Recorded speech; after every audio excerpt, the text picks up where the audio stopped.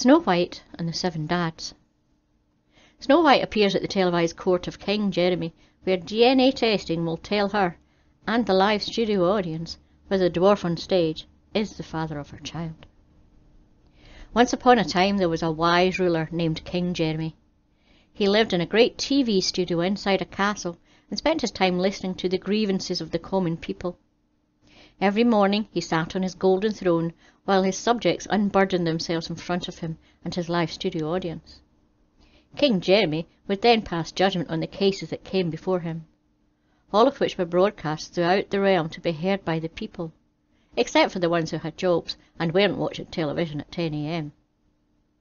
One day a young woman appeared at King Jeremy's court.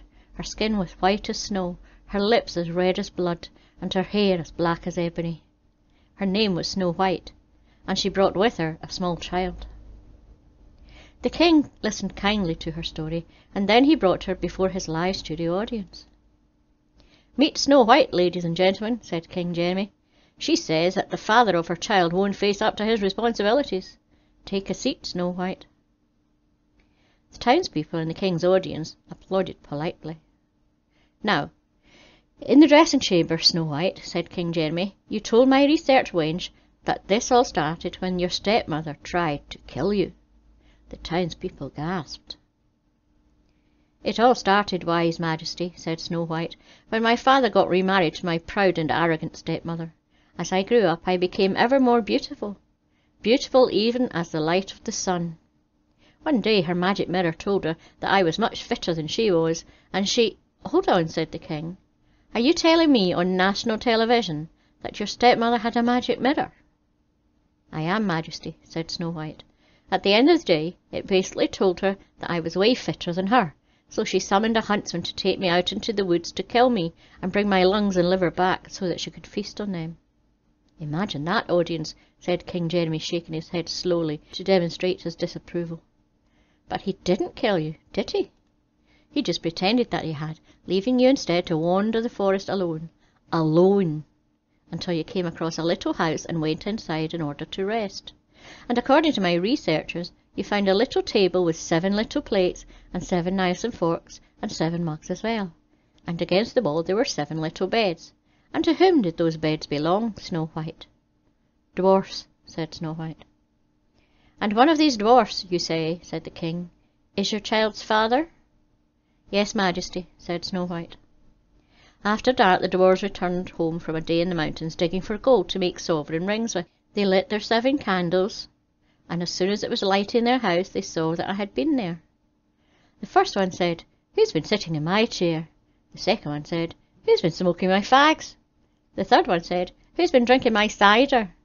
The fourth one said, "Who smoked all my weed?" The fifth one said, "Who's eaten all my crisps?" And the sixth one said, "Who's been sicking my trainers?" "Why were you sicking his trainers?" asked King Jeremy. "I shouldn't have had the weed after the cider," said Snow White, her eyes cast modestly on the floor. And the 7th one, the child's father, said nothing at all because he'd been to the pub on the way home and he fell asleep on the sofa as soon as he got in. Bloody typical. "Bloody typical," King Jeremy repeated, nodding his head wisely. "Carry on, Snow White. I know that it takes a lot to sit up here and share this with your king and a live studio audience." "They all said," sniffed Snow White, "that if I would keep house for them and cook, make beds, wash, sew and knit, and keep everything clean and orderly, then I could stay with them, and that I should have everything I wanted, Majesty." "And thus you became pregnant," said the king, skilfully moving the story along so as not to run over into the next guest slot. "Is that everything you wanted?" In the audience a fairy with an orange face shook her head disapprovingly. "It was a moment of madness," trembled Snow White. "I needed a shoulder to cry on. My stepmother had tried to slay me, and I had had cider that day." "So what would you say to this dwarf," said the king, "if he were here today on national television?" "Face your responsibilities," said Snow White, pouting. "Face your responsibilities," bellowed King Jeremy. "Bring him forth from the dungeon. Ladies and gentlemen, and keep an open mind here, please welcome Dwarf number 7. A bearded dwarf walked onto the king's stage, led by a jailer with a bunch of keys at his waist. Snow White leapt to her feet and struck the dwarf twice before a burly man-at-arms made her sit down again. Dwarf, said King Jeremy. According to Snow White, you are the father of our child. It's a base lie, Majesty, said the dwarf. She's a slag. You're going to call the mother of your child a slag, said the king, waving his arms, on national television? I beseech you, Majesty, she is a slag, said the dwarf. She kept house, cooked, made beds, sewed and knitted for all of us, and the rest of it, believe you me, Majesty. She had 7 dwarfs on the go at once. You liar, hissed Snow White. He's definitely the father, Majesty. It was the time my stepmother disguised herself as a peddler woman and tried to suffocate me with an over-tight bodice. He found me and loosened the bodice, causing me to breathe again, and little by little to come back to life. And then I needed a shoulder to cry on. Besides, the bodice was already undone by then. She'd done it with all of us, Majesty, said the dwarf. This one time, her stepmother tried to kill her with a poisoned comb, and dwarf number 5 removed the comb from her hair, and little by little brought her back to life. And then she'd done it with him in the privy. In the privy? Howled King Jeremy, demonstrating to his audience that this was wrong by pulling an exasperated face. Me and this one had broken up at that point, Majesty, said Snow White, glaring at the dwarf. I needed a shoulder to cry on, and I'd been drinking cider. A shoulder to cry on, said King Jeremy. Let me see what my live studio audience of townspeople think of this.